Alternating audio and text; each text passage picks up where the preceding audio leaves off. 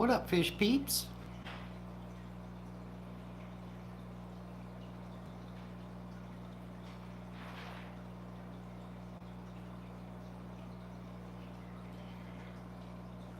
Just waiting for some people to come in.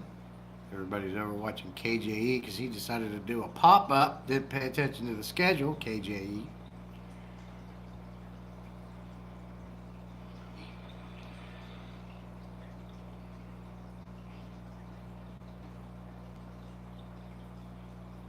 Just kidding, brother.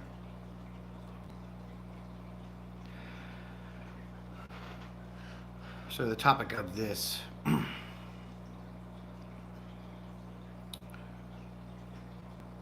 live stream is, can't all aquariums be low maintenance? I'm seeing a lot of people talking about the natural dirt and sand cap tanks and low maintenance aquariums because we all want to keep fish, and if you can keep fish with lower maintenance,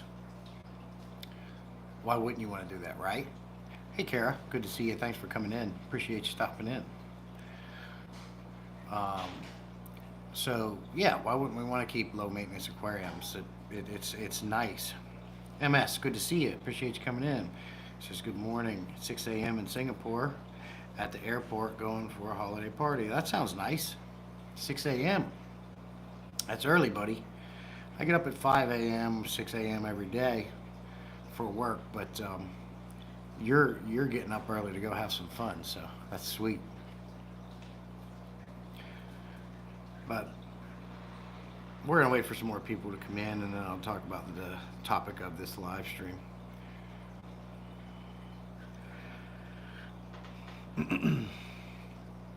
I know KJE Aquatics is live. He did a pop-up. There's a lot of people over there watching him, so.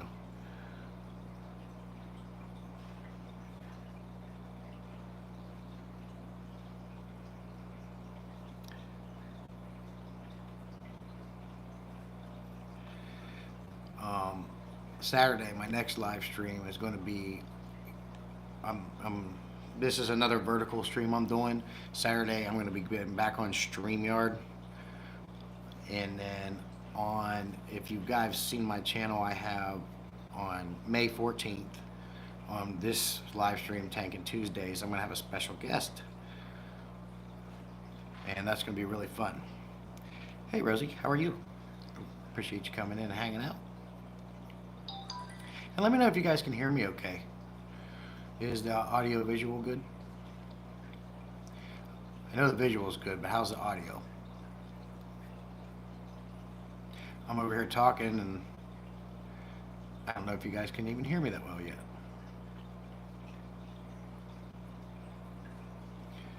Yes, Jesse, at the moment my setups are all low tech, no filter, no CO2, just water change and top ups. Very nice, MS, and that's exactly what the discussion of this live stream is going to be, the low maintenance aquariums. But I think a lot of people don't realize that even what I like to call your normal regular style fish keeping, where you just have a sand or gravel substrate, plants, and you keep your fish in there and you filter water and you do water changes, that those can be low maintenance too. Looks good and sounds good to me, Kara says. Thank you, I appreciate it. I do like YouTube's platform because you get recorded in 1080p.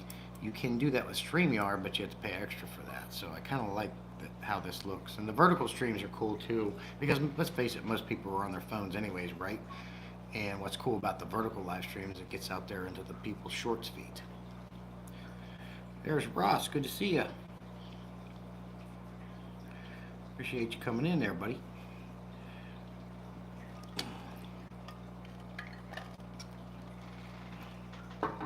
See, Ross sold some fish recently. I think he sold some fish. I saw you guys on that. Who were you with? Jeff, I think, weren't you? And you were looking at selling your, was it guppies? Or you were in a depression, Ross?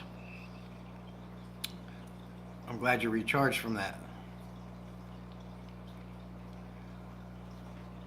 I don't get depressed, man. The only time I get, and I don't even call it depressed, the only time I get sad is, a tragedy. Pet dies. If something like that happens, that puts me in a funk for a while. There's Shady Grady. How you doing, buddy? Good to see you. I feel like these lights might be too bright. How's the lighting look? I'm experimenting with that, so any feedback will be great. Because I can dial these down. I can even make it look like the cops are here. So, check it out. How's that? Were they too bright before, you think?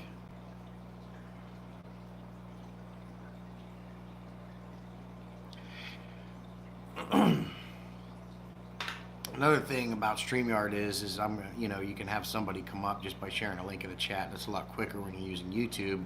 You have to schedule that beforehand by toggling that switch over to go live together. You got to be a little bit more prepared for that. So Saturday will be my normal StreamYard live stream. I think what I might do is reserve, unless I have a special guest like on May 14th coming up on Tank and Tuesdays, I will have to use StreamYard for that. Well, I don't have to. I can schedule it with her to do it here, but I'm pretty sure most people are looking at their phones and mobile devices, so I don't think the vertical live stream's a problem for too many people. Hey, Mark, good to see you, buddy. Appreciate you coming in. Shipped Regan's guppies today. Shady's order gets shipped tomorrow. Awesome. That's what it's all about, man. That's what you're doing. So now, you decided to take the plunge and get into the YouTube community and fire up your YouTube channel, and you met some people, and now you're already selling fish. So that's a win-win, buddy. Also, Saturday, my last live stream was like a 10K sub celebration. I actually hit over 11,000 today. So the channel's moving up. I'm very excited about that. I appreciate everybody subbing to the channel and liking and enjoying the content I'm putting out, because if they don't like what you're putting out, they're not going to sub, right?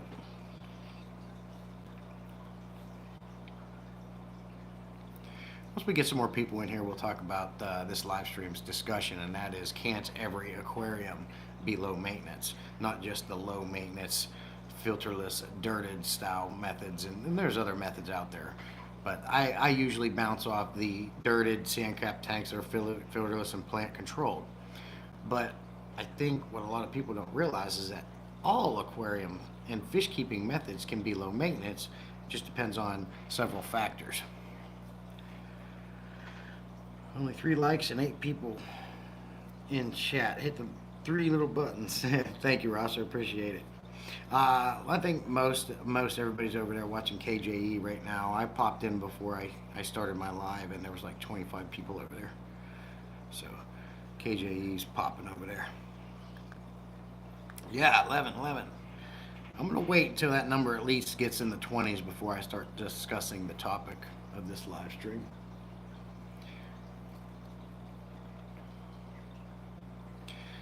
Is it just me, or has the last 2 weeks been going slow? I feel like the week's been going slow.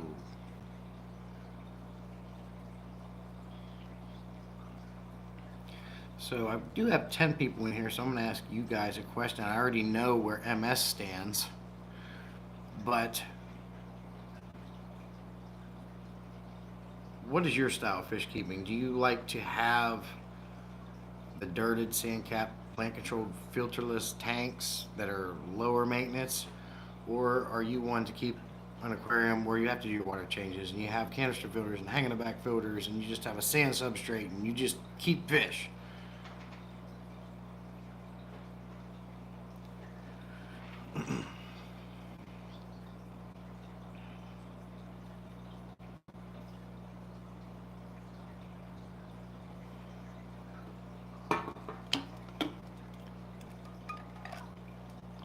I apologize. I have to keep looking down because the chat disappears so dang fast.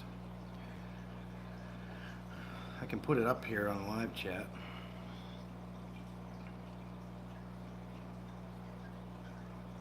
Well, that's cool, Ross. So, what's the plan going forward? Are you going to keep I mean, you breed fish, and I know that the idea is to keep breed and sell, but I'm assuming you have enough fish that you can keep on breeding and selling. Like you are in no danger of running out of fish to sell. Rosie does the second one. She doesn't. That's me too, Rosie. Now, I do keep two small tanks, a 20-gallon long and a 10-gallon, that are the dirted sand cap tanks, just because I like to try a little bit of everything so I can be a more well-rounded fish keeper, have more things to discuss. So I do both, and I have found that there's pros and cons to both of them, as with anything.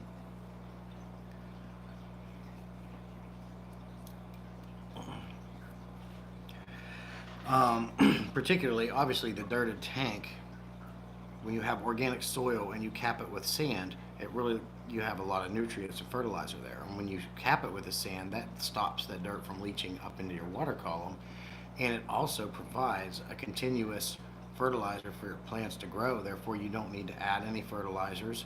And I have done that in my 10-gallon tank down here, and now I set up a 20-gallon long the same way.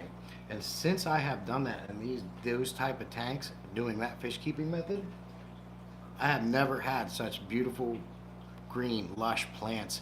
I don't have any algae issues in those aquariums. And but the downside of that is, one of the downsides of that is, you usually have to keep small fish. Now you can have a larger tank, like a 55, a 75, even 125 is a dirted sand cap tank.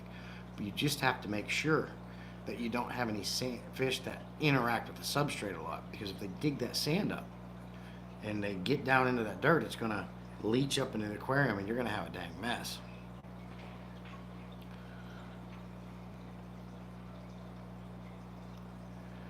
Swiffle's in the house. Good to see you. I'm a man that likes selections. Yes, I keep everything. Cool, Ross. Yeah, I seen it, man. I've been checking you out, and you doing your live streams. You got a lot of stuff, and Ross. You got a lot of fish. You can't just go to the store and buy, and that's the cool thing too.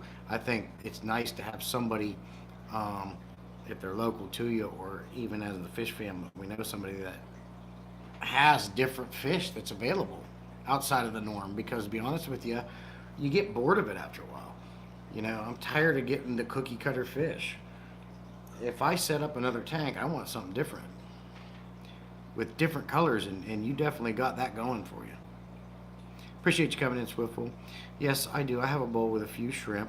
Cool, Rosie. And that's interesting, Rosie, because that 10-gallon dirty tank I was telling you about, the only thing I have in there is a whole bunch of cherry shrimp. But I can easily put fish in there if I wanted to. But those cherry shrimp are doing amazing. Elfish is listening while working in the fish room. I certainly appreciate your time and coming and hang out with me. Yes, hit that like button. Exclusively is my goal as a fish shop owner in my area. Exclusively is my goal as a fish shop owner in my area. Very cool, Ross. Yeah, absolutely. And you're going to excel because you don't have just those cookie cutter fish. And the cookie cutter fish you do have, I've never seen colors like that you've got. So you're doing a very good job over there. Sorry, my throat's dry already. 13, that's good. When we get up into the 20s, I'll discuss the topic of this live stream. I want to give it a little bit of time. I think we need to dial these lights down a little bit.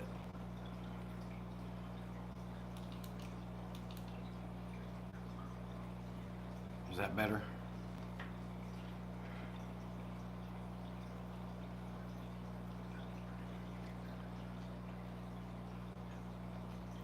So are any of you guys able to see if this live stream is showing up in your shorts feeds?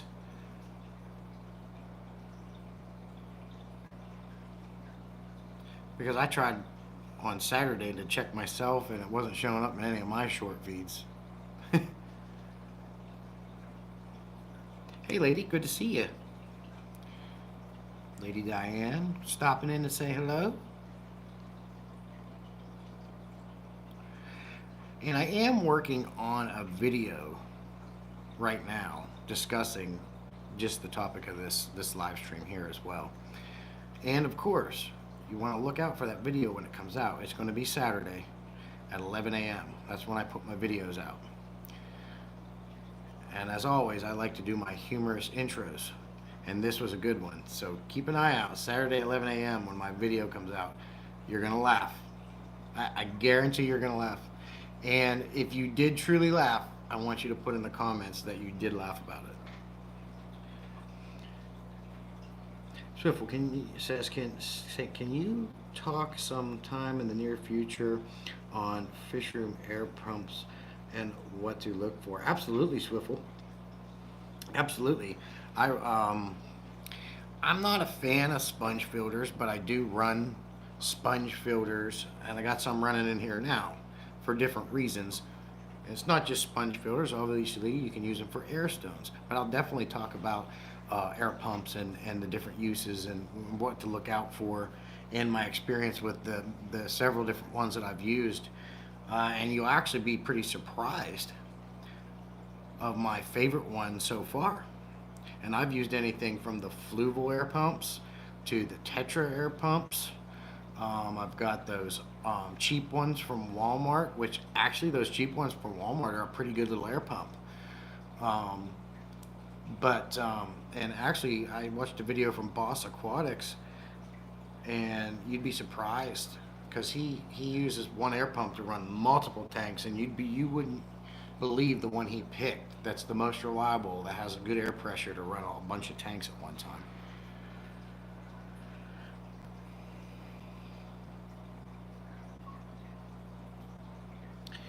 Swiffle says I got a pump, got rid of an air pump. I got rid of 8 air pumps. What do you mean, Swiffle? You said I got rid of an air pumps. What are you saying? You got one big one to get rid of 8 little ones? And of course, if we're talking about air pumps, we can't leave out the fact that they got those linear air pumps out now that are quieter and put out a lot of pressure. But they can cost you a little pretty penny. But in the long run, those linear air pumps are going to be the one way you go because they're really quiet. They put out a lot of pressure. One pump can run a lot of tanks. And because they're linear design, they last forever. You get a lot of operating hours out of one of those. Oh, and Swiffle just, yeah, that's funny. You just got the linear air pump. That's funny. Yeah. Which one did you get, Swiffle? I'll look it up. Those linear air pumps are the way to go. If I had a lot of smaller tanks, like I would even go up to a 55-gallon tank and down. If all my tanks were the largest at 55 gallons and down, I would probably just get one of them big linear air pumps and run air filters and air stones off of it. That would be my filtration and everything.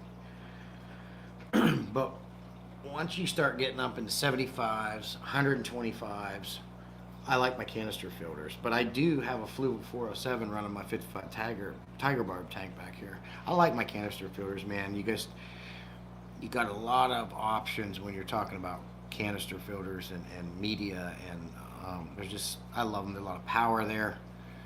I just love my canister filters. Hey Laser, good to see you, buddy. Shady says, I just came out.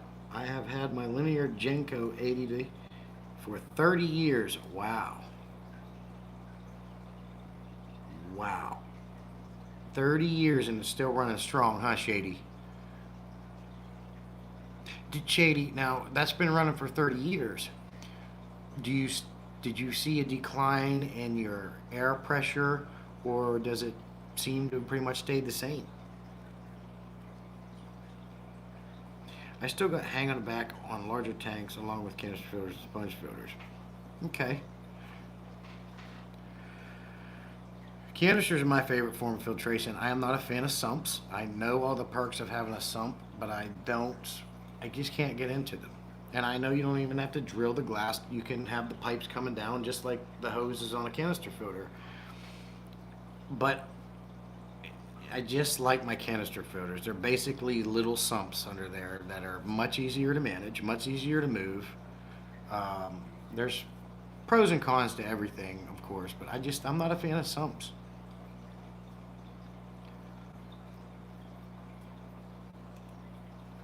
Water flow in larger tanks. Yeah, so I go by the whole. In my big tanks, I always have a power head, one power head running, and with a canister filter. And the idea behind that is you put the power head on the same side the inlet of the canister filters on. So, and then I face the power head up to the surface. So one, you're getting that gas and air oxygen exchange. And it's going to come over like this, and it's going to come down the other side of the glass, and the flow is going to come to sweeps across the bottom of the substrate.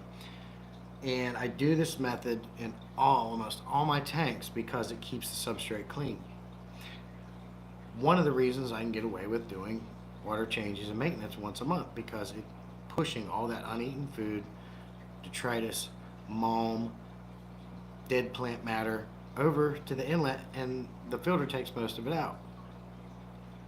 That is a good method that I've been using for a long time now, and I just have that going in all my tanks.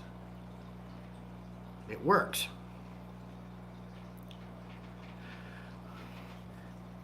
No, it's my second one.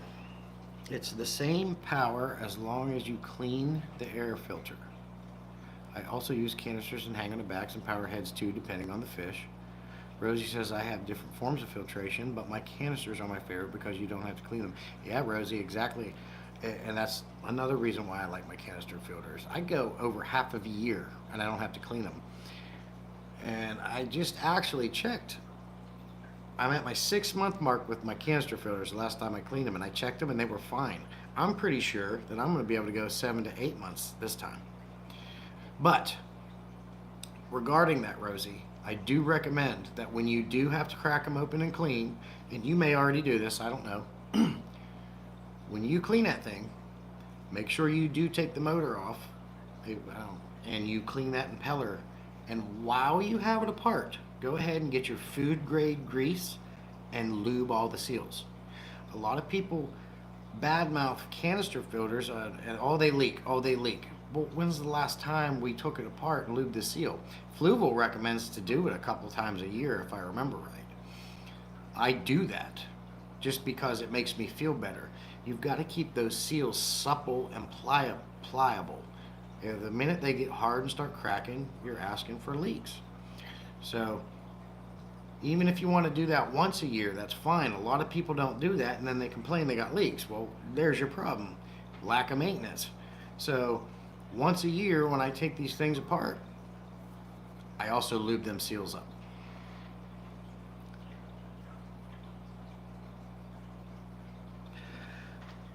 I put power head at opposite end of the canister intake. Yeah, definitely swivel. You want to put it on the same side that your intake is on, so that flow is going this way, and it's going to push everything to the inlet of your canister filter, and it's going to take a lot more stuff out. My fancy goldfish tank over here, I never see anything. All I have to do with that tank is pull water out, put water in. I don't have to suck anything up because of that setup. And I do that for my Oscar tank, and I do that for both of my 75s and my 55, and I never have anything to suck out. I just have to pull water out, put water in, and I'm done.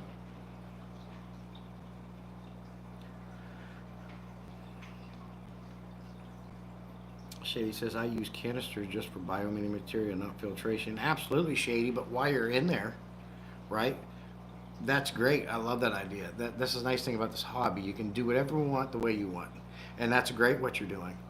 But why not take one of those trays in that canister filter and put some not polyfill, that doesn't work real good in the canisters, but pinky floss or the sheets to polish your water. One tray, and it's going to give you polishing. Keep that water a little bit cleaner.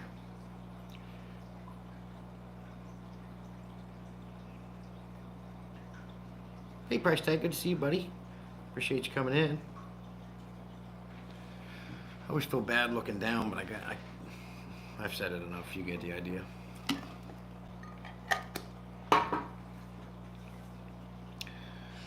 So what do we got? 19. We're getting close. Once we get it into the 20s, I'll start discussing the topic of this live stream. Higgins is in. Who do I got? Do I got Katie or do I got Jake?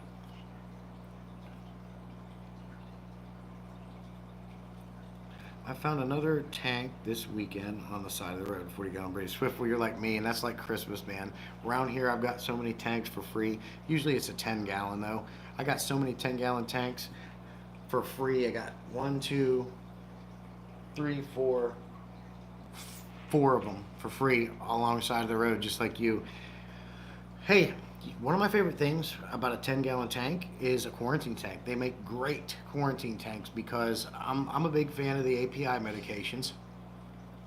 Anytime I get sick or new fish, they come home and they instantly go into a 10-gallon quarantine tank. I can insta-cycle those tanks because I always have some spare sponge filters running for that purpose. I can fill it up, dechlorinate the water, stick the sponge filter in, and it's good to go. I put the fish in there, and one packet of your meds go in the tank. One packet's good for 10 gallons, so you're saving money on medication, and and you keep it bare bottom. You know, I have like this palm tree cluster decoration I stick in there just to make them feel comfortable. So my go-to is 10-gallon tanks for quarantine. Unless I got a bigger fish, I do have a 29-gallon available I could put in there if I had to.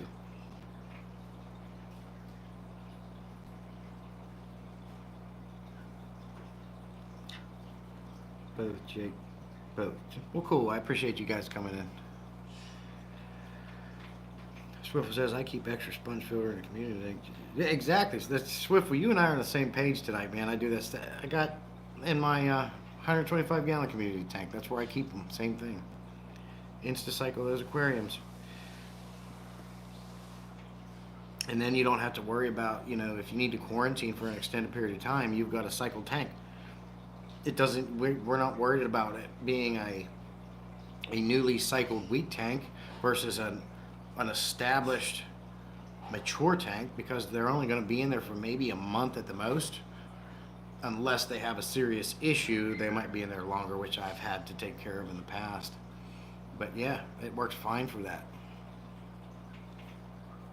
Sweet Acres on phone, but watching Salient. I appreciate you, Sweet Koi. That's perfect because this is a vertical stream, so you're going to want to watch it on the phone anyways.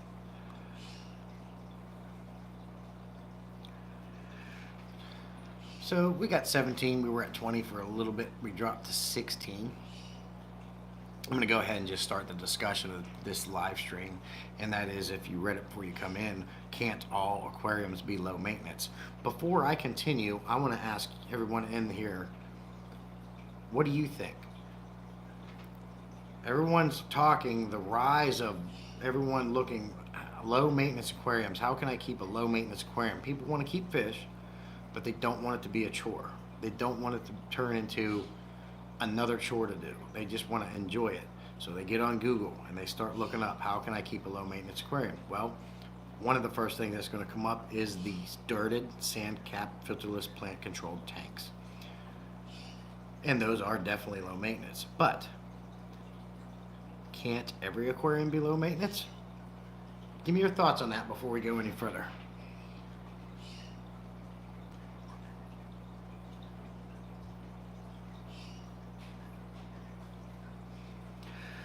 Oh, I should say to the people that weren't here prior, that's compared to what I call the normal regular style fish keeping, what most of my tanks are, where it's sand or gravel substrate, you got plants in there, you keep fish, you got filters going, and you have to do water changes. That's the normal regular style fish keeping.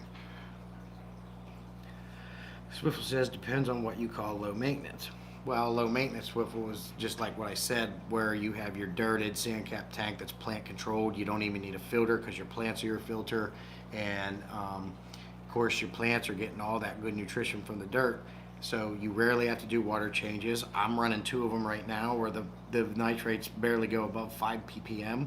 I only do top offs. So you're eliminating water changes. You're eliminating any kind of maintenance. You rarely have algae issues because the plants are taking care of everything. That's low maintenance. But usually in them cases, you're also keeping smaller fish. But you can have those setups in larger tanks with the right large fish. So that's the comparison. Let me know what you guys think. Not without plants, the Higgins say, or low stocking. Okay?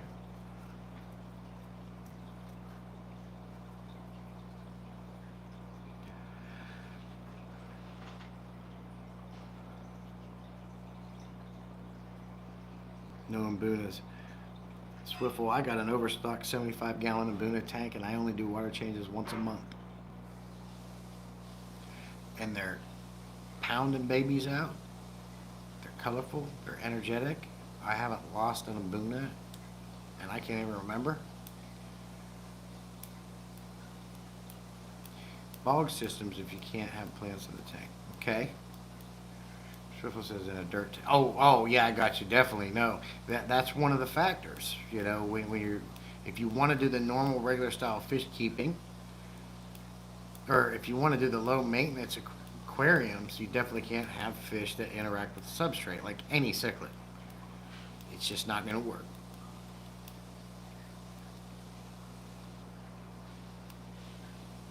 Like these Oscars over here, they dig to China. Price test saline. I feel, in my opinion, if the budget fits, the larger tank, the better with big filtration, FX or sump for low maintenance. Thoughts? I love all this input.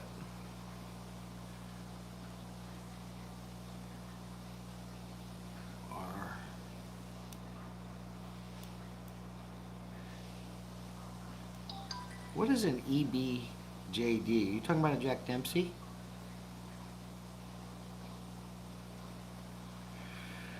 Price tag, that is my style of fish keeping. That is mostly what I do. I like big tanks, big fish, and big filtration.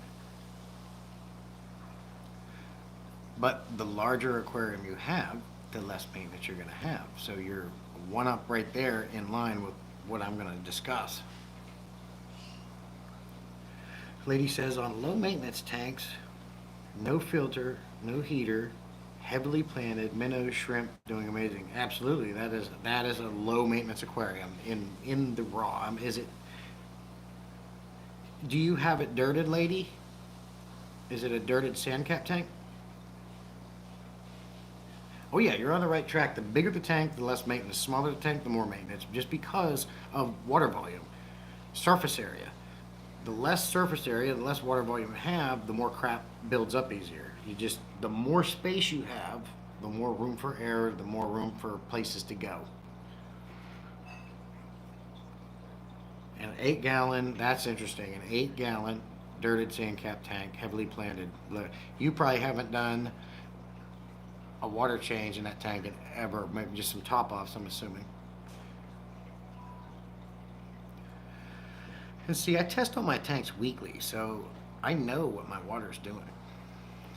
I don't have to test weekly. I do it because I want to. I like to see what my water is doing, not just for my own peace of mind, but I also like to experiment and try things and learn. Trying different situations out.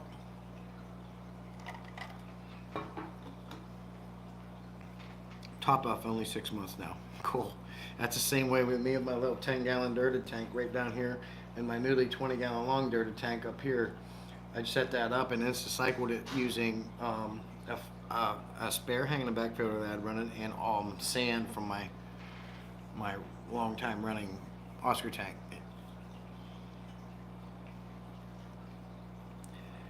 Fish to water ratio, large tank.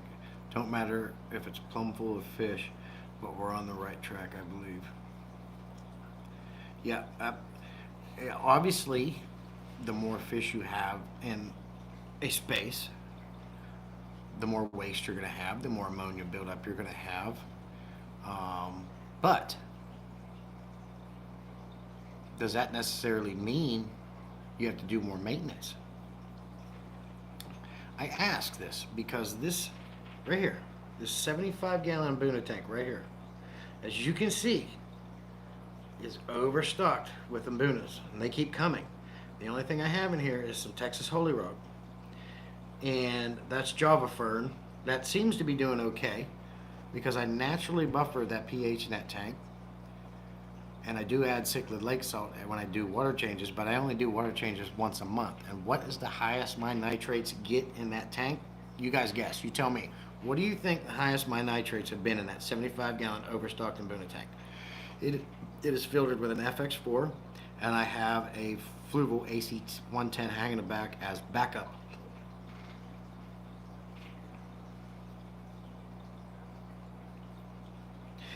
Yes, they do swivel because there are so many hiding spots.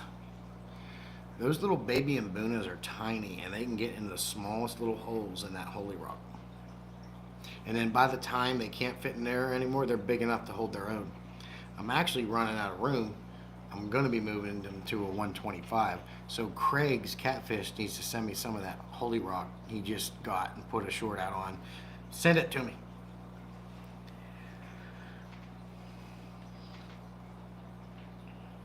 $20 price tag says 20. Nah, it's more than that.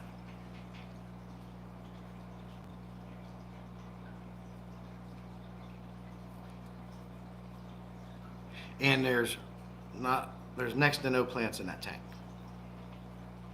So how do you explain that? Hey Craigs, I was just talking about you. You better send me that Texas Holy Rock. I want all of it for free and with some jungle bow. Yeah, definitely. Hey Matt Max, appreciate you coming in, buddy. And good morning. Won't nitrates only get so high before algae? Oh no, not. What if you don't have problems with algae? They don't have algae problems in that tank.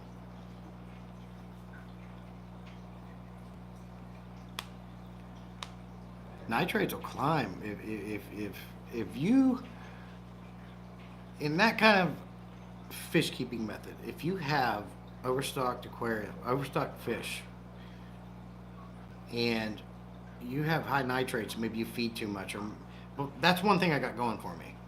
I can put a whole handful of food in that tank and it all gets eaten. So there's no ever any uneaten food left in that tank to rot, but it still comes out of the fish in the end, right? So how is it?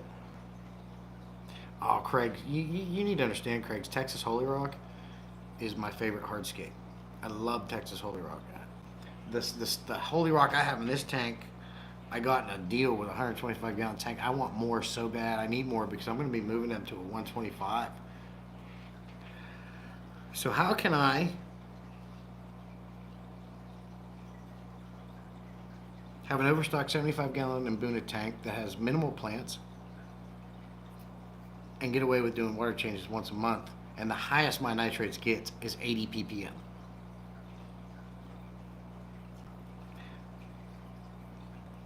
Shady says, my local fish store sells Texas Holy Rock for $4 a pound. I just bought another 11 pounds to balance and buffers my pH in my tanks. Yep. I love Texas Holy Rock. Finding pieces with good holes is the hardest. Yeah, so I'd never had to look for it, Craig. Like I said, that came with a sweet deal I got on a 125. But I need more. As time went on, I really enjoy Mbunas. This is a fish that I'm always going to keep, and they keep giving me babies and babies, so they're going to be going to a bigger tank. Nope, no chemical filtration, Higgins. I have put chemical filtration in that tank when Chemipure sent me some to review, but that's been exhausted and it's already out of that tank. But the years prior, I didn't use chemical filtration. Talking about chemical filtration, I don't use it. I just don't use chemical filtration anymore. I will try it if a company like Chemipure or Seachem Purigen wants to send me some to review. I'll put it in there and try it. But in my opinion, the only thing that chemical filtration actually does that it's marketed to do is clear your water up, make it crystal clear. And in my research and in reviewing both products, Chemipure does a much better job than Purigen in making the water crystal clear, but none of them reduce nitrates.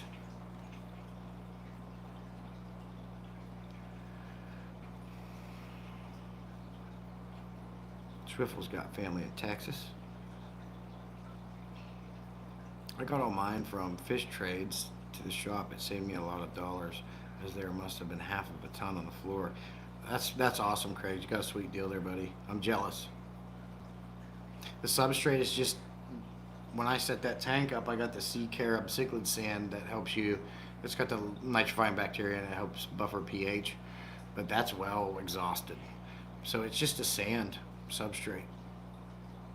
But sand is a better substrate than gravel when you're talking about wanting to harbor good bacteria. Sand is superior to gravel for colonizing beneficial bacteria.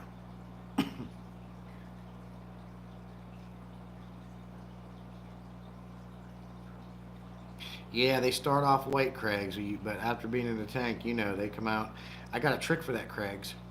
What I do is, if I'm starting to get too much algae on my Texas Holy Rock, I'll take a rock out and put it in one of my tanks with my pleco, and he totally cleans it off, and then I put it back in, and then I give him another one.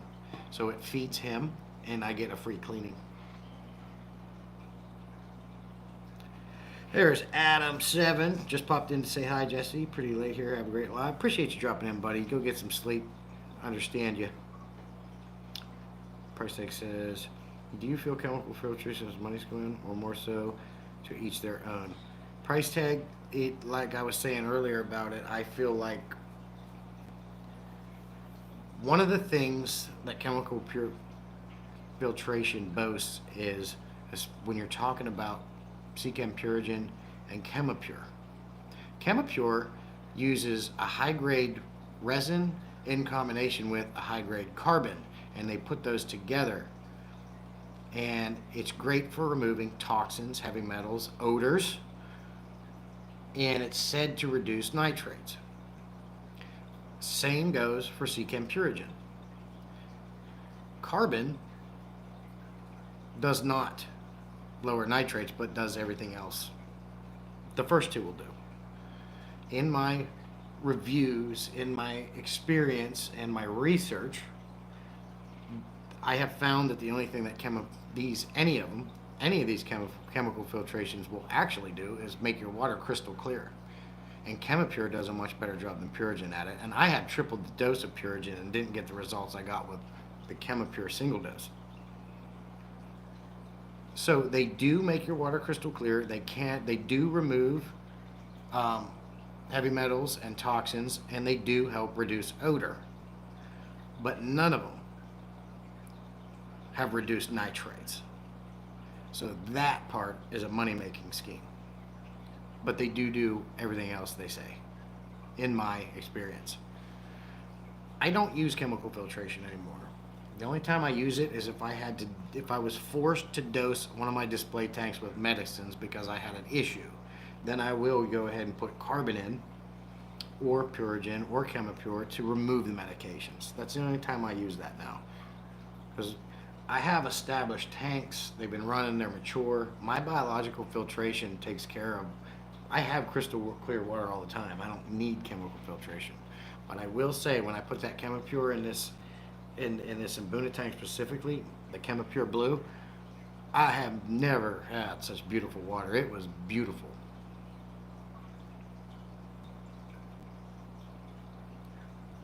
Granule ferric oxide reduces, well, that's what's in Chemipure, Coro. But here's the thing, Coro, I tested it. When Chemipure sent me the Chemipure, they sent me Chemipure Blue, Green, and their, what's the other one? Not the normal one.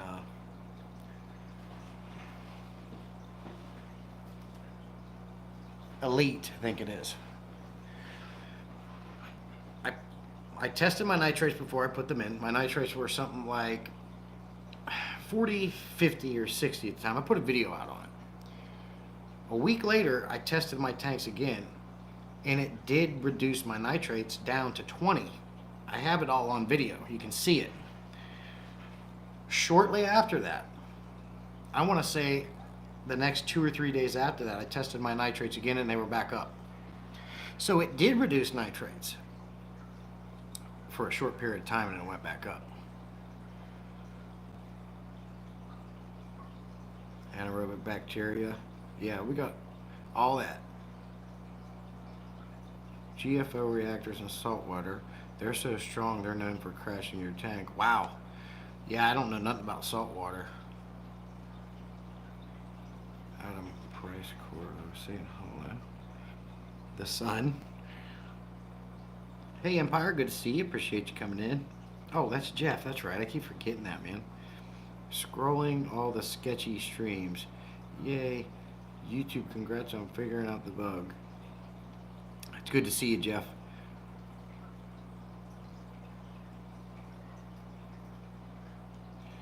The like button is thank you, Craigs. Show the host some love. Thank you, buddy. Yeah, if I'm going to use a chemical filtration, it's going to be ChemiPure. Plus, what I like about it is I emailed CChem several times.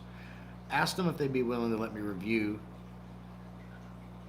Purigen as one. They didn't even get back to me. I emailed ChemiPure the same day. The guy got back to me and was more than happy to do it, and he sent me a lot of it. A lot of it. So any company that's willing to do that speaks volumes, and in my eyes, they didn't have to do that, but he did it. So a company that does that is top notch to me. So that won me with them right away. And then when I actually got the product, being able to compare the two, ChemiPure did a much better job. Is Talisa in here? Oh, there she is. This chat's becoming more irritating all the time. Dude, oh, I found a monkey in a onesie drinking from a bottle. He's scrolling through the shorts. So you guys know, if you haven't caught it, Talisa is going to be going live with me on May 14th on this stream, Tanking Tuesdays. So make sure you come by, and we're gonna pick her brain and we're gonna chat with her. So the answer is, yeah. Thank you for. Let me get back to the. Now I can get back to the subject of this stream. Can't all aquariums be low maintenance? Yes, they can. Like I've been talking to you in this stream, every one of my tanks, except for two, are your regular style fish keeping, where I have sand substrates, I got some plants in there, and I keep fish. I have to do my water changes, and I use filters. Canister filters, hanging the backs, you name it. I have two tanks, like I've discussed, that are the dirted sand cap tanks, Talisa style. She's the natural fish keeper, much like Patty's Aquatics and Tommy and several Mad Mex. Obviously, with the dirted tanks, you're going to have less maintenance because they're plant controlled. You don't need filters.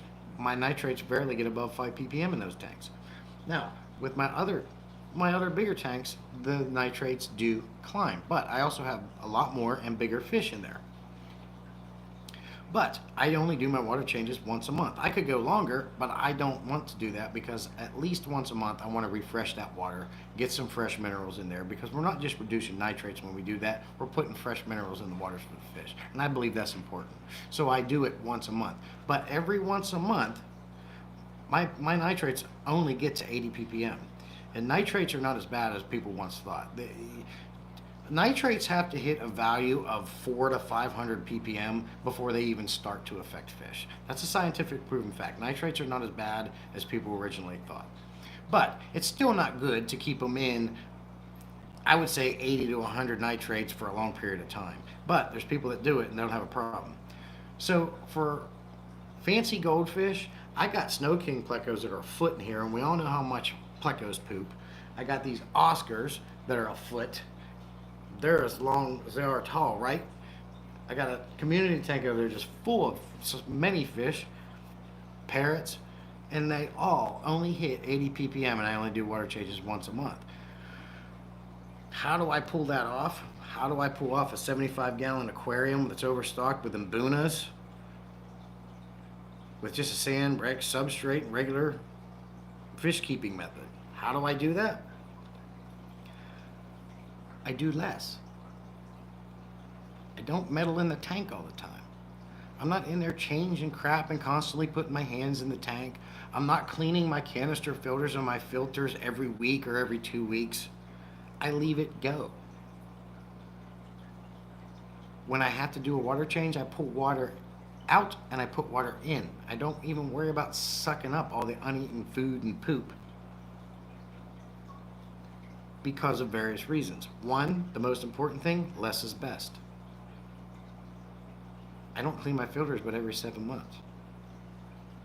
So I'm not in there messing with the good bacteria that I've built up in those aquariums.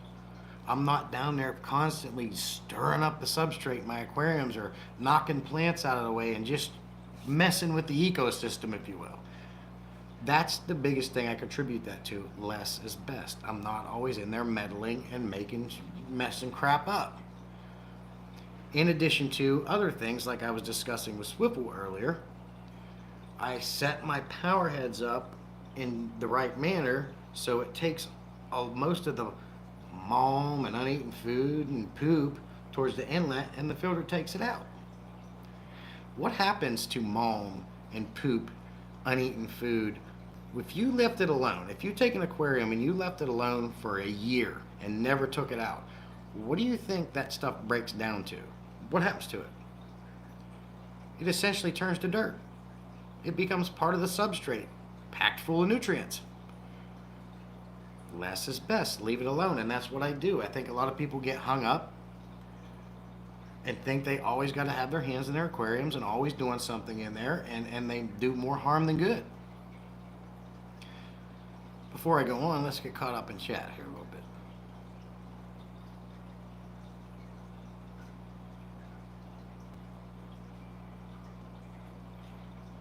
Just put 10 Tesla chargers in a Terry for the, I don't know what a Tari is. I was on the edge of my seat. Why were you on the edge of your seat? Price tag. Fresh water is the best. Hey Tommy, good to see you, buddy.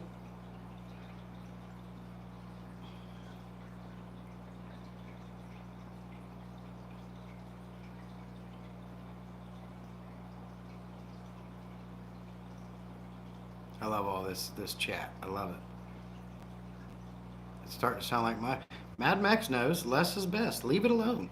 Now, if you want to get in there and you want to move some things around and do some aquascaping, by all means, there's no harm in that. But I do water changes once a month. I've got big fish that dig, fish that poop a lot. I got snow king plecos this big. You know how much they poop. You can do a tank. You can go around and suck all that poop out. In 10 minutes or 20 minutes after cleaning that tank, it's riddled with their poop again. I stopped worrying about it. It disappears, it breaks down, it turns into dirt, and it's only nutrients for the plants. The plants use it up. And I will say this. I don't know who said that no fish eats poop, but they're a liar. Can anybody in here tell me a fish that does eat poop? Can you? It's a dirt pile. Price tag says less is best for sure, just like Ben Ochard always says. I taught him that price tag. That was my slogan about 2 years ago when I met him. I said that, and he's been running with it. Don't let him fool you. He got that from me. He should be paying me money every month for that. That's that saying. See, Craig says people think I clean the crap out of my tanks, but I really don't.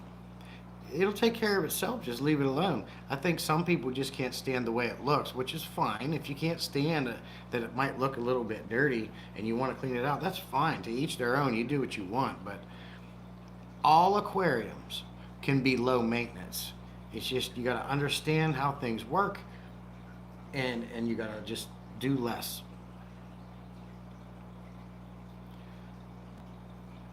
Dirt, exactly.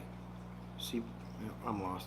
Just change water. I don't touch the bottom unless I reset the tank. Exactly, Craig's. Talisa says I have a lot to catch up on. That's good. I love all this chat. I enjoy it. That's why I do this. I love live streaming for you guys. I love chatting with you. I love the questions, and I love all the interaction. I don't even care if you're talking to me. I love how you guys talk about it amongst yourself. It makes a good time. June's in. Hello, June. Good to see you. Rosie says, I'm just curious. How does your front glass look? Rosie, I keep all my front glass tanks clean. I do not worry about the sides or the back. I let BBA grow on them. I let algae grow on them. The front glass is the only viewing panel I keep clean, because usually I have so many tanks packed in here, you can't get to the sides anyway, and actually creates a nice divider between the other tanks once it builds up.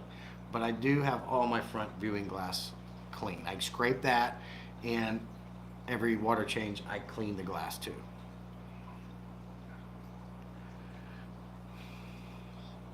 My OCD makes it hard to leave moam, but I'm getting there. Cleaning the front panel does improve the tank look. Oh, absolutely. You gotta have it clean and clear so you can see through. You know, you gotta balance that. Why do we keep fish? We want to see the fish. Well, if you let that go on the front glass, you can't see the fish anymore, or how you set your tank up, right? A few years ago, none of my tanks had moam. It just gets used up. 64 is when the water flow stops. Wow, that's really informing. O chart that less mess best grade. Yeah, you tell him. You see him Saturday price tag. You let him know he stole my frickin' saying. Recreate fronts.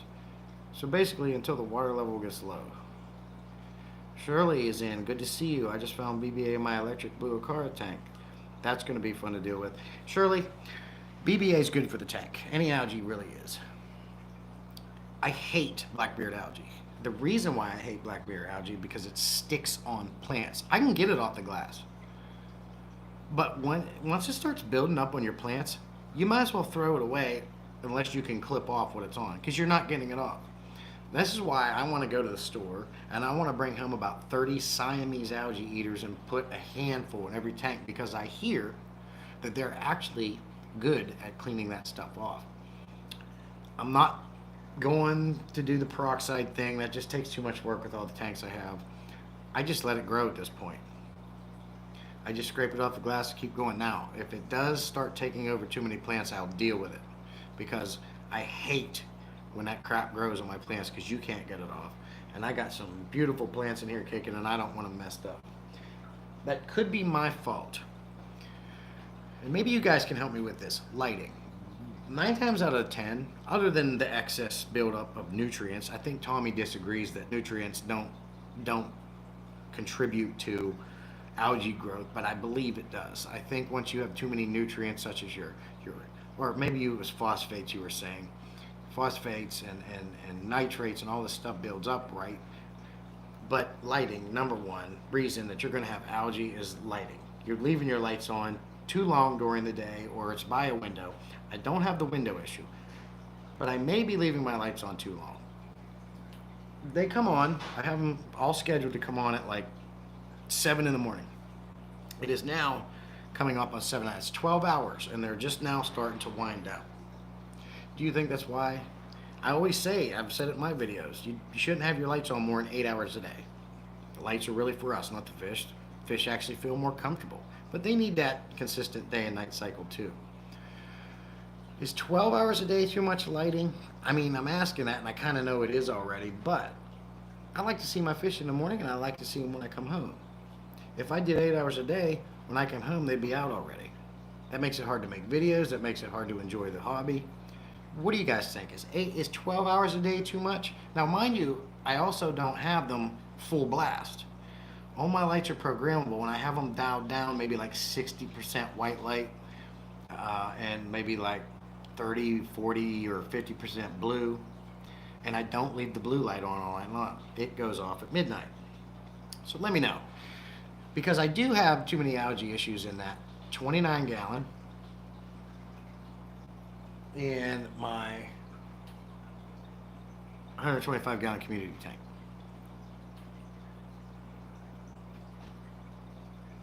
Coro has tanks that are 60, and see, Coro, that's why I'm asking, because I am reading that.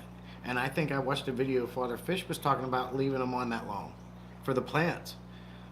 But it's causing algae. So what do I do? Just maybe dial down the brightness a little bit?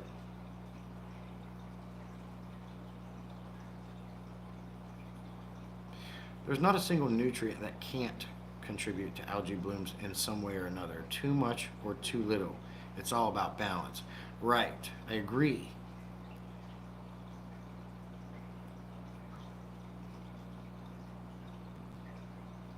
Ben, you bastard.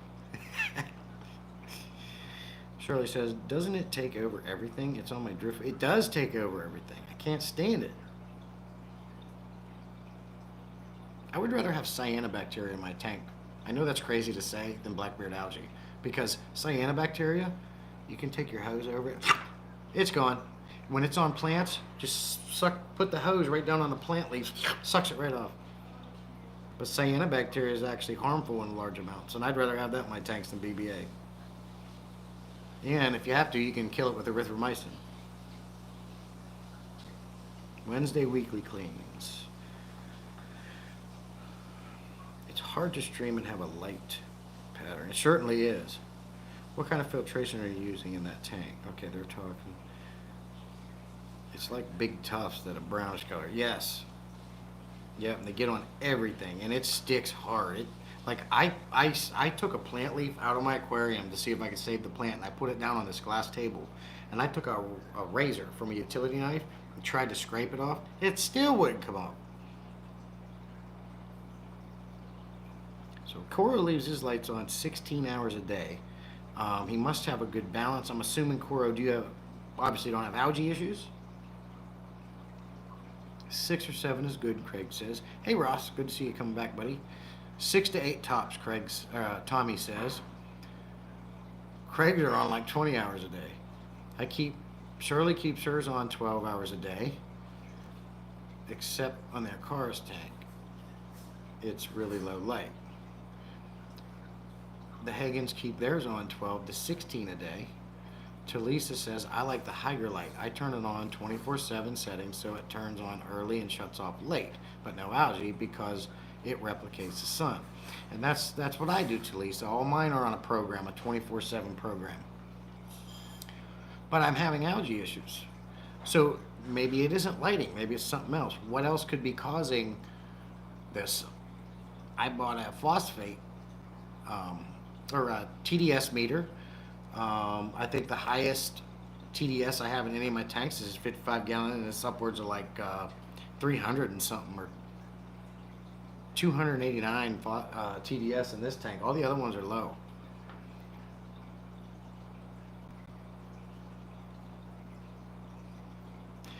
Cora, I can't. I could, but I'd have to get some like foam to set down so they can sit up higher on. It's about the only way. I know some, like Fluval actually sells risers you can buy to raise your light up.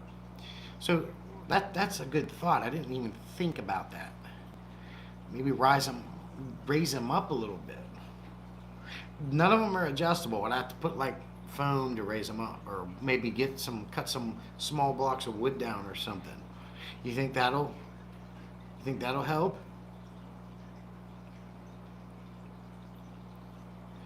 Yeah, I turn mine are down, Craig's. I don't have them.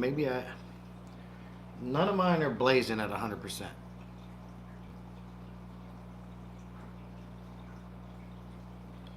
Price tag keeps his on 7 hours a day, but my Frontosa is only 5, but it's also in a bright natural light room. So why do you only keep your lights on 5 hours a day on your Frontosa tank? Price tag. Craig can leave his on longer, but I don't have massive algae growth. Coro says, just plant more plants. Put red root floaters on the tank, and then no matter how much light there is, it won't have algae. The tank will be black. That is definitely something well, in my 10-gallon dirted tank, Coro, that's what's happening. Those plants have got so big and lush, it's blocking almost all the light out. I got to trim back, and I don't want to. Yes, see this Amazon sword, it's beautiful. The jungle bow, they look great. Maybe I can. I thought about pulling it out, but I don't want to pull all that dirt out with it. I like BBA on my hardscape. Yeah, Ross, and that's it. Some people like it. It gives you that natural look. I like it too, but I hate it when it gets on my plants. It drives me up the wall. Peroxide. See, I don't want to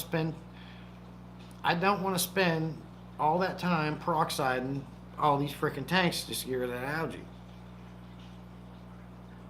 Most of my tanks have algae eaters, so I like algae growing in my tanks. Yeah, that's one nice thing about it too, Shirley. You can cultivate it and use it for food. Except the algae is in my Akara tank with plecos, which means nothing is eating it. Yeah, so, and you know, plecos like the brown algae, they really aren't much for the green algae. There's little cyano in that tank, but only up there. There's a little cyano in that tank, but only up in the moss. Yeah, I have a cyanobacteria that gets little patches in my 125 gallon Oscar tank. I always have the issue in my 55 gallon tank. I have erythromycete and I pull out as much as I can physically, but it keeps coming back. I did a video on cyanobacteria. I did have it growing on my Texas Holy Rock in this 75 gallon Abuna tank, but that stopped. That went away. Shirley says at least 12 hours. Hagen says it's not that we don't have any algae issues, we just have no issues with algae. I like how you said that. So Lisa said I would add some root floaters. Okay, so you're in agreement with Coro. Root floaters. Okay, I'll look that up. Anybody have any root floaters they can send me? Another thing I want to try, I have that fluval breeder box. And I basically want to make one of those hang in the back refugiums. And, you know, you can use that fluval breeder box to do that. You can just put like water Sprite in there, or you can even go a step further and put some organic soil and a sand cap in it, plant plants in it, and use a hang in the back filter or like one of them fluval breeder boxes to act as a refugium. It's a much cheaper way than buying them actual ones they sell. You can also put house plants in them too. Like pot those and have it grow in dirt in like a hang in the back filter or something like that, and you got a sweet. And that works for tanks where you can't have aquarium plants in a tank because the fish eat it. Like your Mbunas and Oscars. I had a nice piece of jungle bound in this Oscar tank. They tore it up. One tank I had would get string algae, and I would go. I like it. I think I know what you're talking about, Craig. I call it peanut butter algae because it's real brown, and you can take your finger and just go like this in there, and it wraps all up, and you can pull it right out.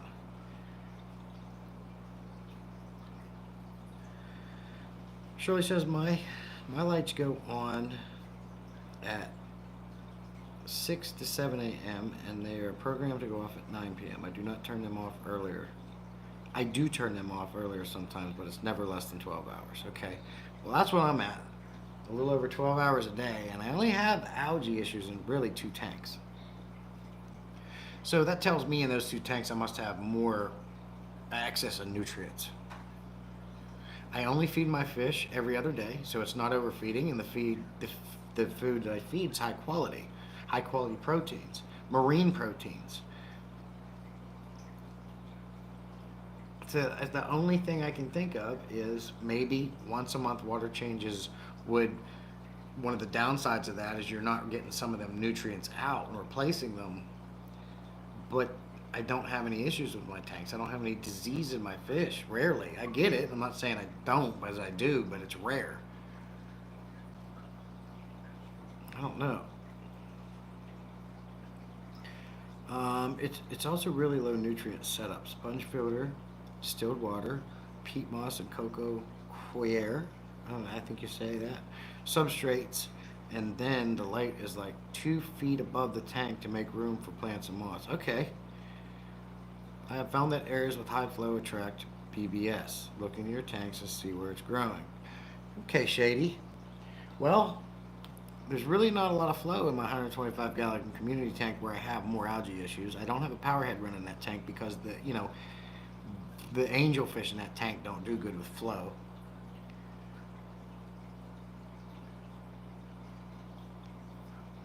And then I do have my power head off most of the time in this tiger barb tank, and that's the only other tank I do have issues with algae and BBA in my 125 gallon goldfish tank, but again, not a lot of flow there. The low flow in the 55 gallon tiger barb tank would make sense with cyanobacteria too, because it likes no flow. That's why I usually see cyanobacteria on areas They're like on the sand and the substrate, or on rock that doesn't have a lot of flow.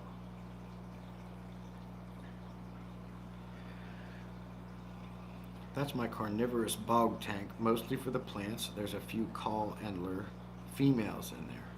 Okay. You put an Amazon sword in a 10-gallon, it's going to become the tank. Yes, sir, I did. I did. I did it. I'll show it to you. Hey, Trigger. Jesse, I think there's a lot contributing factors to algae. And I agree with that, Tommy. I really do. I'm just trying to figure out how I can tone it down in a couple of my tanks. I know the blue light, you want to keep that off, but that blue light is on all day long. But again, I dial it down. It's not blazing. Cold water tanks look great with the BBA. I see algae like I see forgivable plants and weeds in my garden. Some is good, some I don't want in there. And I think you shared that analysis with me last stream, Tommy, and that's a really good way to put that. Tommy, 9 fingers, 2 kicks. Silver Creek is here to set the record straight. Hey, Monsterfish, good to see you. I have yet to do research on the subject, but has anyone here of certain minerals like quartz that may thwart? Hagen, you're going to want to talk to Tommy. He's actually in a quartz kick right now. He'd probably tell you all about that. I'd love to live near you, Coro, to watch in your little projects. Yeah, be a fly on the wall, huh, Craigs? Tommy has duckweed. Email me your address. I have water lettuce out the wazoo. Is water lettuce, Ross, is water lettuce, the red root floaters they're talking about? Is that the same thing? Will it do the same thing? I'll definitely send you my address. I could use some more plants for sure. Or anything that'll help keep some nutrients down and algae down as well. In my shorts, it's recent, like the last couple days. Yeah, duckweed, Talisa says duckweed is the best for helping with algae. It's not the greatest for your sanity during water changes. Yeah, exactly. And that stuff grows like it says, weed. Jesse, I have a build with those. Okay, cool, Cora. So he knows all about it. He has a build with those HOB breeder boxes. I have one of them, and I wanted us to do a little project on it. So any advice you can give me would be most appreciated, Cora. Craig's used cords in the substrate of my shrimp tank. Hagen's, they did well.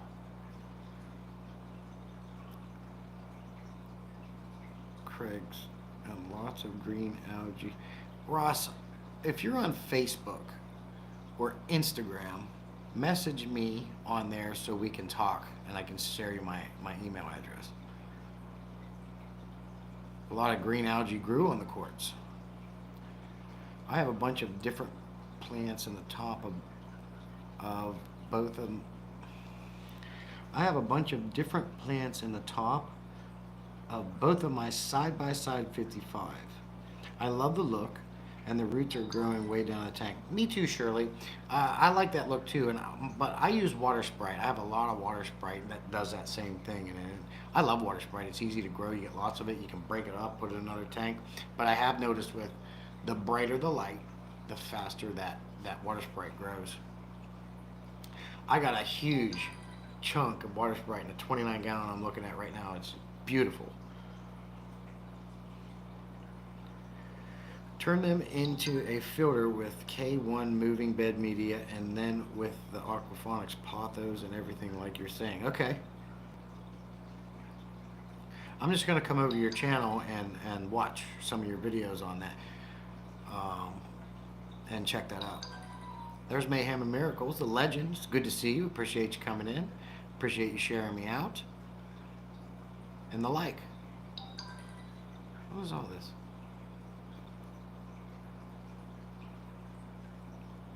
Shady Grady says, another thing that I have been told by experts with aquarium plants is that when you see algae on plants, it's time to clean out your canister filters.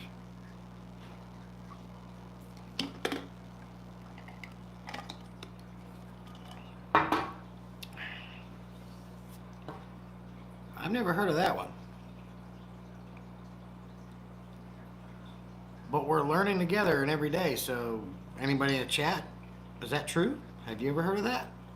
That if you have a lot of algae, it's time to clean the canister filters? Quartz will grow algae quicker than most things. Craig, we put quartz crystals in our 75 plant and they're turning green with algae. Silver says there's a mass of light reflecting around the inside of them, so algae loves it. Oh, that makes sense. Yep, I use quartz a lot, especially in shrimp tanks. Fish fam's doing good, as far as I know, Mayhem. Craig's should agree. Shady says, my tanks are mostly packed with plants. That's why I'm saying where the flow is blowing into the plants, that's where I'm seeing blackbeard algae. Also, it's usually time to clean out my filter. Okay. Definitely something I'm going to check into, Shady. I love this. This is what I like about these live streams. Really get a lot of tips, tricks, and hints, and different experiences shared. Dale, good to see you. That's a new name. Always good to see new people. He says Amazon and a 10-gallon. Just did that today. Had nowhere else to put it. They get so big, it's like Cora was saying that, and they did, and I put it in a dirted tank, and it is the tank. He wasn't kidding. The thing is massive and it's beautiful.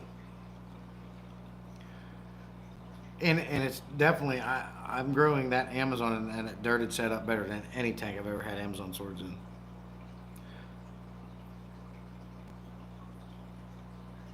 What about quartz being a silicate and silicates in the water reading and be available for diatom algae? Man, Coro is you get Coro and Tommy in here and you've got a freaking encyclopedia of knowledge. Craig's can relax now after a long week of moving. I'm glad that you can relax, Craig. I really am. Moving sucks. Monster says, we'll do the same as redwoods. Okay. Water lettuce is king as long as you have bright light. I got bright light. If you're willing to send me some, pal, I'll use it. All you want to send me. Water lettuce is banned in some states due to its being invasive. Not sure what your state is like, but ours won't let us have it. I don't know. Is water lettuce illegal in North Carolina? Ready to learn. So here we go. Price tag says, saying that my Frontosia tank is in a big dining room with a 10-foot by 6-foot window, and the natural light is enough to compensate the rest of the time the lights are off. And I try to do the natural habit. Okay, that makes sense. Price tag. Frontosia, what a beautiful fish. Hey, Sketty, good to see you. But it's opaque and reflects light like a madman, so it definitely grows algae quick. Okay. So I'm learning that quartz grows algae like mad. Water lettuce is banned in Australia and lots of places too, Higgins. Wonder if somebody can tell me if it's banned in North Carolina. If it is, they don't need to know. I'm not going to throw it outside. I'll throw it in the garbage if it gets too crazy.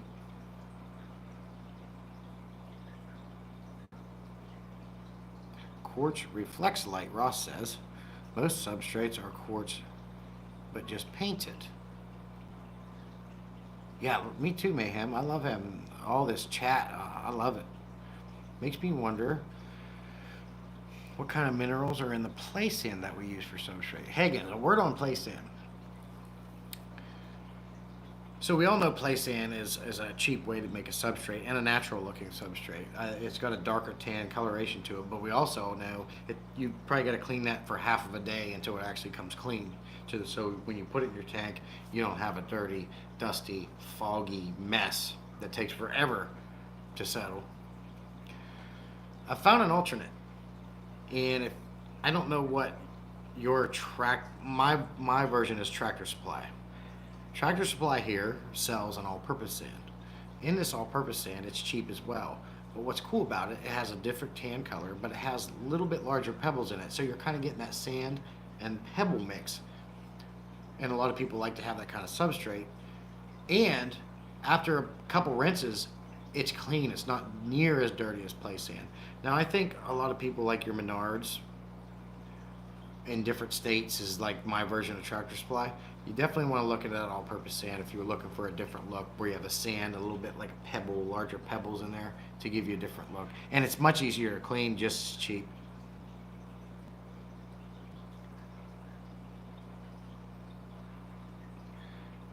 Trigger. Homer says canister filter can release nutrients when not properly maintained. Absolutely, anything can. I 100% agree with that. I can go 7 months without having to clean my canister filters, without having issues. At that point, I'm cleaning my canister filters once a year. They need to be done. And like Homer's saying, if you don't, they can become nitrate factories. But this can be a debatable subject too. Some people say they never do it. They only have to make sure that their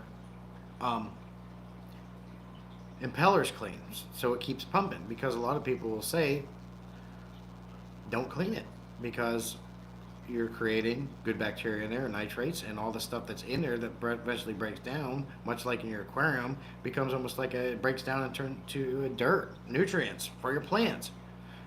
But it's a little different when we're talking about filters, because I'm with you, Trigger. I at least clean my filters once a year. All my canister filters can go a good 6 to 7 months without having to clean them. But you have to clean them out at some point, and while I have it open, I go ahead and lube all my O-rings up, put everything back together, and it's good to go. But yes, if you take too long to clean your filters, they're going to become the problem instead of helping the issues.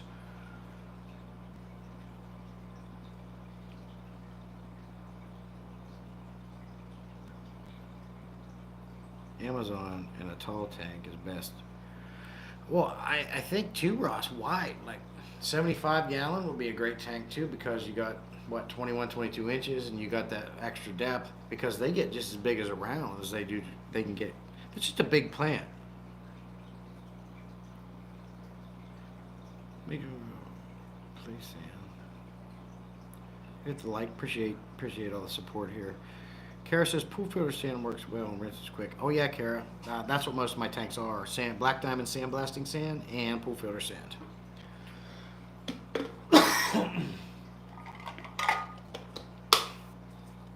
And now that Tractor Supply all-purpose sand.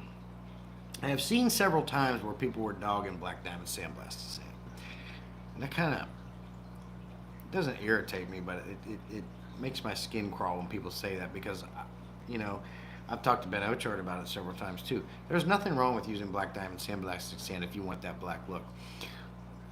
It's not going to harm your fish. Yes, I have found little bits of metal bits in it. I've even went to the extent of running a magnet around the sand before I rinsed it out to get as much as I could, but then I stopped worrying about it because it doesn't cause an issue. There's just not enough in there to cause an issue. And if you're real worried about it, you can take a nice strong magnet and just run it around in the sand, and it picks it right out. Knock it off, do it again. But a lot of people think it's too sharp. Well, I have soft-bellied cory cats, soft-bellied plecos, and I got goldfish. Every fish in the tanks that I had black diamond sandblasting sand in are fine. Never had a problem. It harbors good bacteria just like any other sand.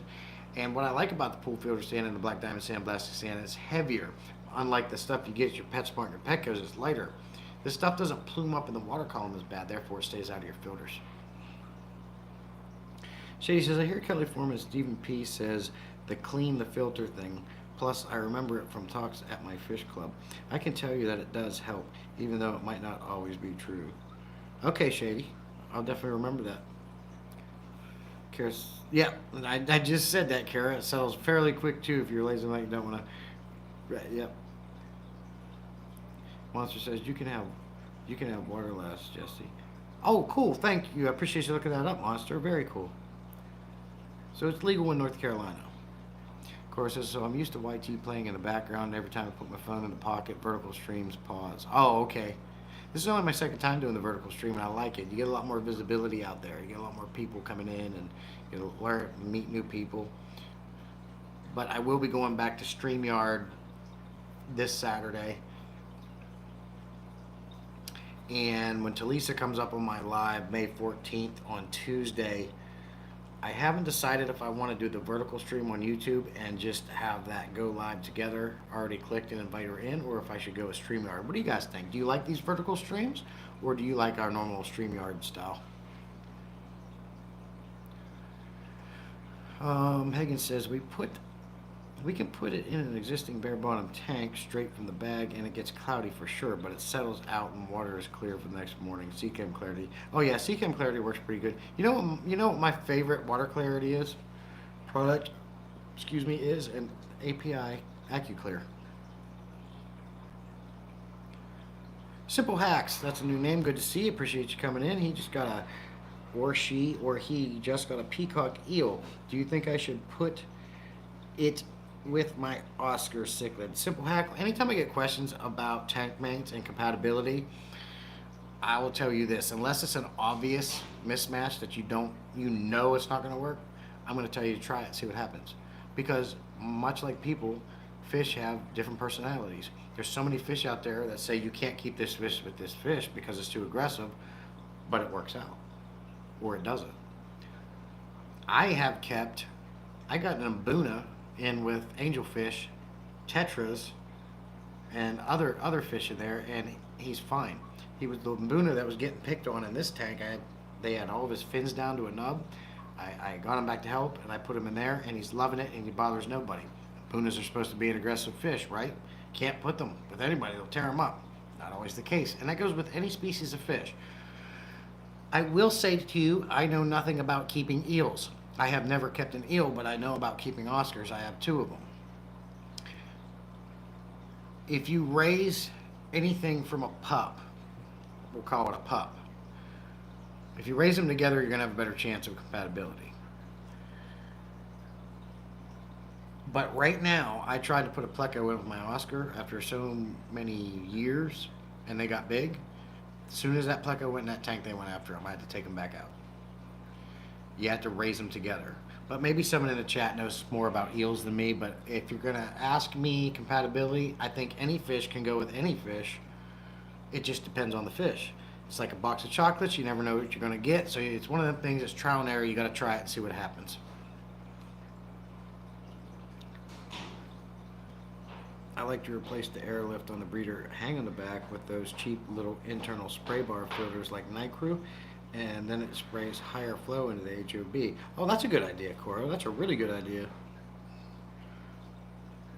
Unrinsed play sand has never done us wrong yet. Cool, Higgins. Yeah, and I like the color of it. I really do, but I'm going to go with pool filter sand every time myself, because you get a 50-pound bag for like $11, $12. And I know play sand might be even cheaper than that. I don't know. I haven't bought it in a long time, but I just like the pool filter sand. You don't even have to rinse it. You can throw it in. You have none of that stuff that comes with play sand. This has been a very informative stream. Well done, Sonny, and everyone else. Oh yeah, price tag, but don't well done me. It's everybody here. It's been a great live stream. I'm really enjoying it. Lots of knowledge dropping, talking about every subject. It's awesome. This is what I like. But it ain't me. All the credit goes to everybody in the chat. Sandblasting sand can be overly abrasive. See, Higgins, I haven't seen that, and I keep soft-bellied fish like plecos and koi cats. The goldfish go down and scoop it up, put it in the mouth, spit it out. I've kept 1, 2, 3, 4, 5.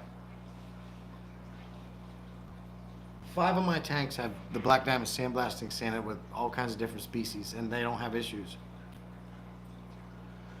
This tiger barb tank is a mix of the pool filter sand and sandblasting sand. Don't have issues. I have never seen sandblasting sand have an issue. Now, I know the bag says, do not get wet. And I know that sandblasting sand is abrasive because it's used for that purpose. To put it in, blast it through an air compressor to take paint off stuff and strip stuff. The reason why I say not to get it wet is because it no longer becomes abrasive. That's why it's safe to put in your aquariums. Because when it's wet, it's not near as abrasive. I can run my fingers through the substrate in an aquarium. Some gets under my fingernail, but I've never got cut. I've never got scratched by it, and none of my fish have issues. So I'm just not seeing that. Then you do the first chamber as K1. The moving bed media is the ZIS filter. The second chamber is different densities of sponges, and the third chamber before the waterfall is, I don't know what leca hydrotin is, but I do know what a potho is, and I got plenty of pothos. But I like your style. Yeah, I can do that. I have one of them things. I got the large one. I'm gonna do that with one of my tanks for fun. I appreciate that information, Coral. Price tag says, Hagen, I recently did pool filter stand and I love it. No rinsing needed. Looks great. Same price tag. Homer says, iron isn't the problem. Back in the day, they used nails as iron fertilizer. I did not know that. That's a neat fact. Coral has a short on the HOB filter. Okay, I'm gonna look it up. I'm definitely gonna look that up tonight. Price tag, we didn't rinse our place in. Cora says, like a year ago-ish. Okay, I might take some digging, but I'll find it. Monster says go with StreamYard. Everyone's saying StreamYard. Yeah, I agree, Mad Max. StreamYard is the best with a guest. Okay, we'll do StreamYard then. Because I do like StreamYard too. Plus, you get all them cool features that StreamYard offers. Price tag, we want to use pool sand too for the color. Yeah, Higgins, have fun. Try different things. That's how you learn about stuff. I got 3-4 different kinds of sands in this, and they all work good. We only use Clarity because it comes in the bag, right? I got you. The API product works too, yeah. All the clarifiers work pretty much the same from what I understand. That makes sense, Coro. I've used the stuff that comes in the bags. The reason why I went to API AccuClear is because the bio, I think they call it like biomagnet that comes in the sea carrot bags, didn't really do a good job. So then I had to go and get some AccuClear, and the next morning I woke up, it was crystal clear. So I've just been sticking with it ever since. Hagen says the pool filter sand that we get is about 3 or 4 times more expensive than the play sand. Oh wow, yeah, definitely. If it's cheaper, get it. Mad Mex loves decomposed granite. Yeah, Jory, that's basically eco-complete without live bacteria. See, this is why I'm enjoying this. He's breaking this crap down. We're taking all the fluff out of stuff. Just like I was discussing, taking out the fluff out of Chemipure and chemical filtration. What do they actually do and what do they do not do? And keep in mind, when we're talking about chemical filtration to reduce nitrates, it's not actually taking and reducing the nitrates themselves. What it's doing is it's breaking down all the biomatter, uneaten food, plant matter, things like that. It's breaking it down so it can then be taken out. It's not actually magically taking nitrates out. It's breaking down the stuff that causes the nitrates so it can be removed easier. Mad Mex says a whole lot cheaper. Coro says Eco-Complete is basalt, not granite, but they are both inert. Hagen says Jesse, less is best. Don't rinse place in. There you go, Hagen. I just don't like putting a cloud of a sandstorm in my tanks because I hate it. Shirley's got plecos.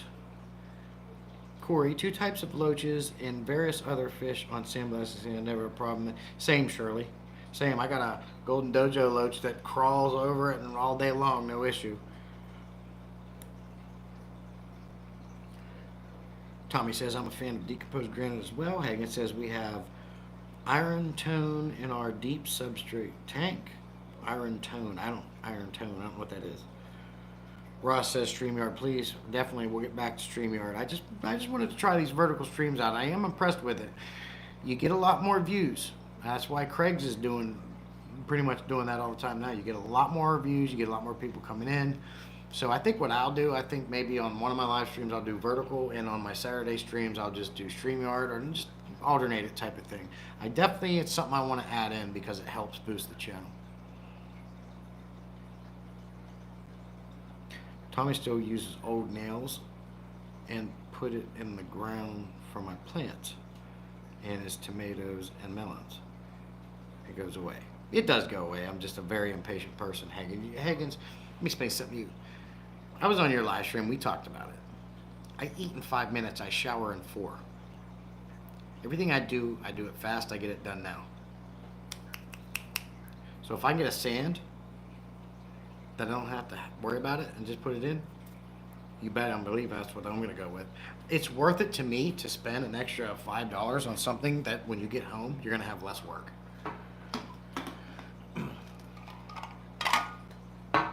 But that's me. Iron tone is an organic iron fertilizer for plants and grasses to help feed them and keep them green. Okay. Core Work says vertical gets rid of 90% of the reasons I pay for YouTube. Wait a minute. Let me read this.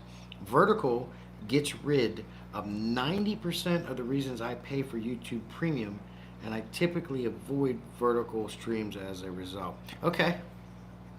This is definitely input I want to hear for sure. Appreciate that.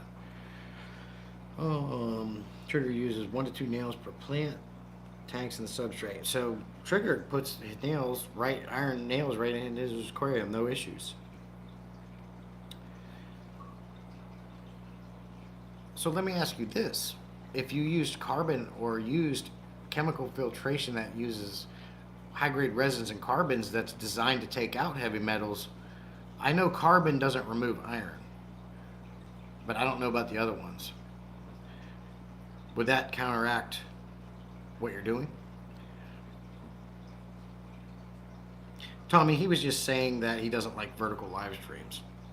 It's by watching a vertical live stream, it gets rid of 90% of the reasons why he's paying for YouTube Premium, and when he comes across the vertical live streams, he'll skip them and not watch them. He's just not a fan of them. But they are. I have doubled and tripled my views on my last live stream. I got more views and more interaction by doing a vertical live stream than I ever have in 2 years. So it's not something I want to do away with. It's going to help my channel. And what I'm trying to do with my channel is get up there, get more visibility, get monetized. I want to get, maybe, we've talked about it in the past live streams. You know where I'm at with it. I've said it more than once. I want to get there so I can get my name out there and start giving back to you guys with some really nice giveaways, because that's what I want to do.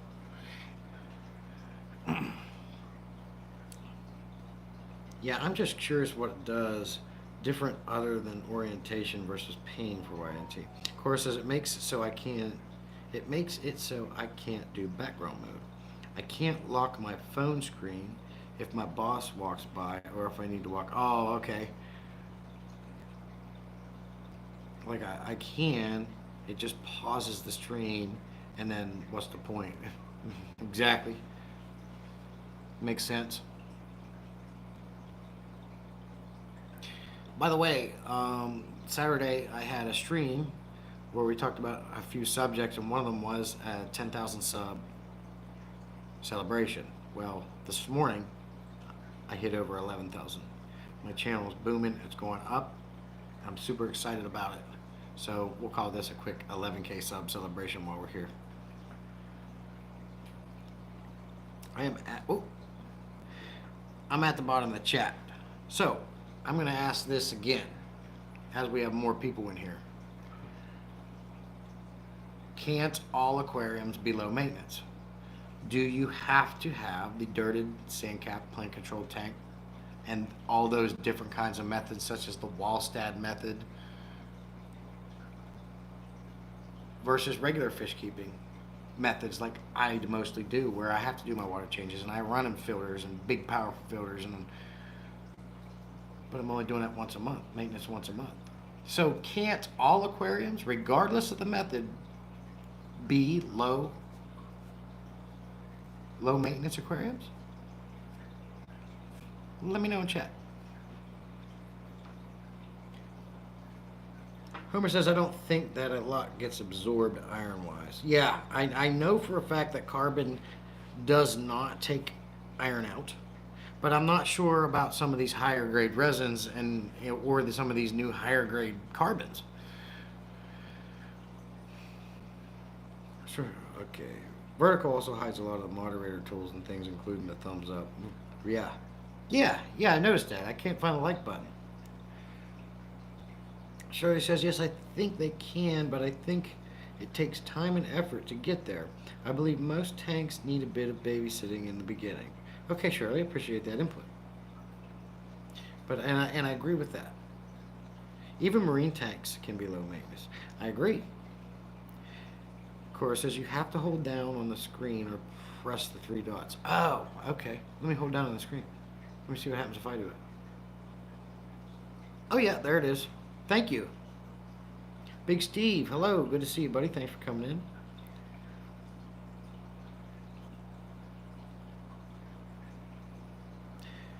I'm just seeing a rise in everyone saying, how can I keep a low maintenance aquarium? Look, you know, since Father Fish has been coming up, it's getting even bigger and low maintenance, natural, maintenance free aquariums, right? But this whole time, I'm thinking to myself, I think all aquariums can be low maintenance. And I'm actually working on a video on that too as well. But I wanted to talk about it on this live stream. I wanted to get everybody that comes in his thought, opinions, and input on it, on how you view that subject. So definitely put in the chat. Let me know what everybody thinks. Can't all aquariums be low maintenance regardless of the method? Of course, it took me months to figure that out.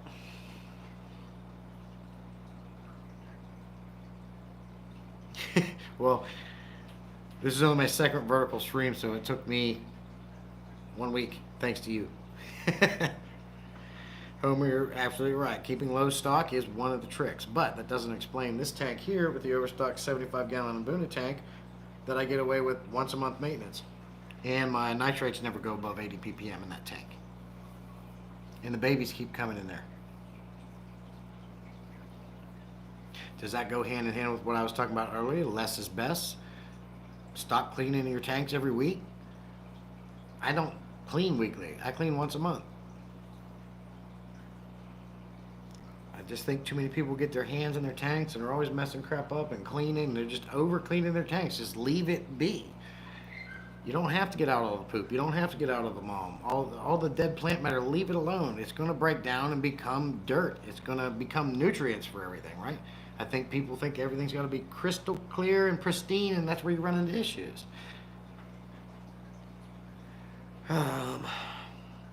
Dixon says, I'm late as usual. That's all right, Dixon. Appreciate you coming in.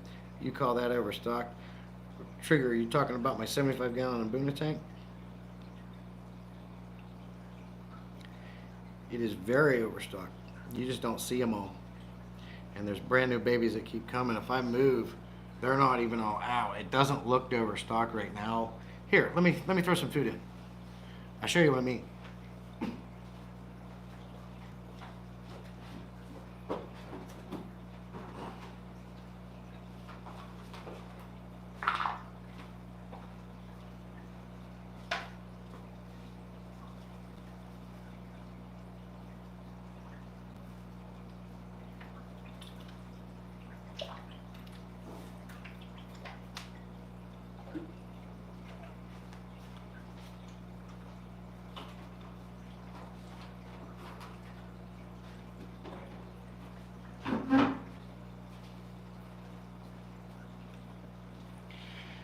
You see how many's in there.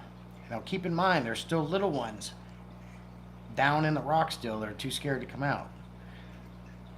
But as you can see, there's a crap ton of Mbunas in there.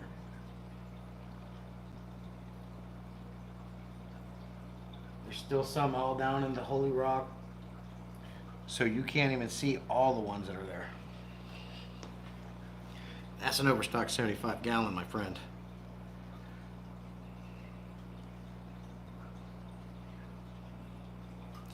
Cora says low stock in regards to gallons, in regards to filtration. So Cora, how I measure overstocking. Oh, never mind. You're talking about low stocking. Mad Max says, I don't know about monster tanks, but what I keep, yes, low maintenance is possible. I find any method to be low maintenance. So when I see people asking that question or people talking about that, the whole time I'm thinking, if you understand how aquariums work, regardless of the method, they all can be low maintenance. Hey Adele, appreciate you coming in. Good to see you. It's getting night for me, so it's probably early morning for you, right? Cora says, can you keep a low maintenance tank that looks good? Because the Moam thing, I don't know. I would say my lowest maintenance tank looks great, and my second lowest maintenance tank looks ugly. Yeah, I got you, Coro.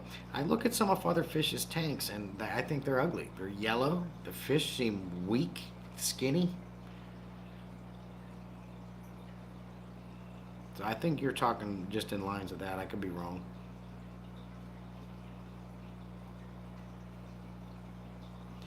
In the case of cichlids, overstocking is next area. It can be, Adele, definitely to mitigate aggression. But if you talk to some people, Ben Ochart, he now says that he doesn't believe overstocking works. But in my experience, it does. When I had 10 imbunas in this tank, I had more aggression. Now that I got, I don't know, I've lost count, 150, I never get fighting. I get chasing, but nobody beats anybody up anymore to the point where I have to take that fish out. I don't have the problem. But it's definitely one of the tricks to mitigate aggression for sure.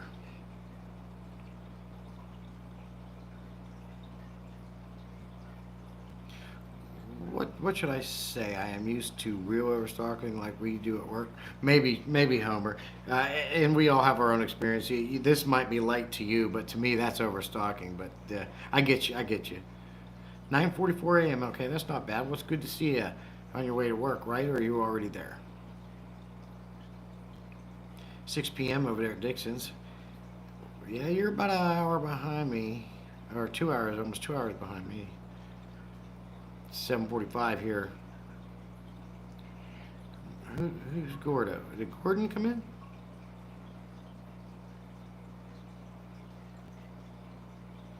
Who's Gordo? Talking about Aquarium Talk TV. All right, Tag. Thanks for coming in and hanging out with us, buddy. You take care too. Be safe. Have a good rest of your night. At the 2 hour mark, I'll be jumping off. We have about, 12 minutes left. Something around there. So at 8 o'clock, which is in like 14 minutes, I'll end the live stream. Adele says no, days off now, but now I have a jack arse with a jackhammer and an earth mover under my window. Eh, boy. Hey, you gotta make improvements. You gotta do maintenance. Adele, now be patient. You be patient. Keep an eye out for my video dropping Saturday at 11 a.m. because I like to do the funny intros and you're in for a good one, so make sure you don't miss that video. And I have a good subject. We're going to talk about this subject here that we're discussing on this live stream, but the intro is going to be funny. You're going to like this one. Let's see, Yellowstone Aquatics. That is a rare name. Hey, good to see you. Appreciate you stopping by, my friend. Laser's Gord. I don't know. I've always called you Laser, man. That's good to know. I thought Gordon Aquarium Talk TV came in. We always catch each other on Garcia's stream, and he's been into a couple of mine. I was given no notice, so I'm cranky. My piece is disturbed. I got you, Adele. I understand. Haggis said, Katie, I sent you. Ross, if you're still in here, if you haven't already, don't forget to message me on Messenger or Instagram so we can talk. Thank you for reminding me about that, Higgins.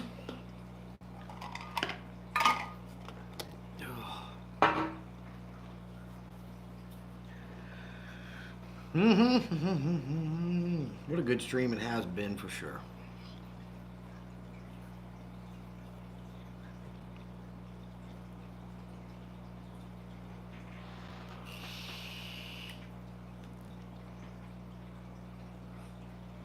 It's getting foggy in here.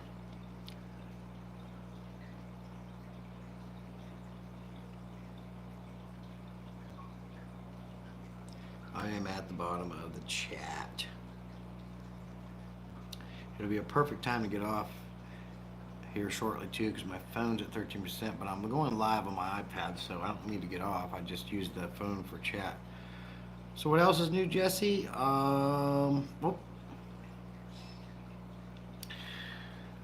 like I said, I got a cool video coming out 11 a.m. Saturday. I've got on May 14th, I have a special guest coming up on my Tankin' Tuesday live stream. It will be through StreamYard per popular request. And it's going to be Talisa the Aquarius. If you're not familiar with her, look her up. She puts out some really good videos. She does great editing. She's very knowledgeable with the natural tanks, and she's a real nice girl to talk to. So she's going to be coming up as my special guest. So look forward to that live stream. That's new. Monitoring my dirted new 20-gallon long dirted sand cap tank I did a couple of weeks ago. Excuse me. I did add 6 new tiger barbs to my tiger barb tank. I got a mix of electric green tiger barbs and some red ones, along with a couple regular ones. I love my tiger barb tanks. That's one fish I'm going to always have around. I recently had a goldfish pass away, but we had him for a long time. What else? Other than that, really not too much that's brand new. Not with the fish room anyway. Everything's looking good. No issues. No problems to report. Bottom of the chat. Whoop. Another cool thing is once I get Mike B some clips of myself doing morning activities, he's going to make me another intro. So I'm going to have 2 different intros for both of my live stream. One for Tuesday, one for Saturday. Saturday is a more morning stream at 9 a.m. So I'm going to do like a more morning themed intro. I got to get him those clips so we can do that. Boots Cat's coming in. Hey, been lurking and stuffing my face with pizza. Boots, my favorite food is pizza, so I don't blame you on that. My favorite all-time food is pizza. My next favorite thing is cheeseburgers, and then my third would be tacos. Although tonight I had a salad because I'm trying to watch my girlish figure. You know, when we get older, it's harder to lose weight. But I'm 5'7" and I weigh 180 some pounds. It's all muscle. Just saying.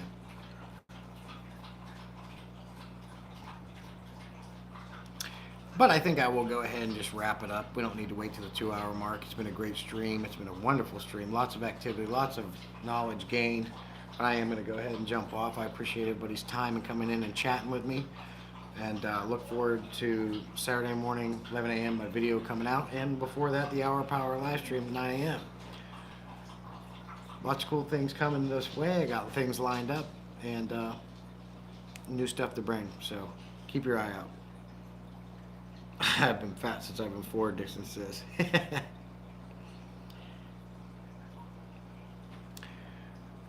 On that note, I'm out. You guys have a good rest of your night. Be safe. Have a good rest of your week.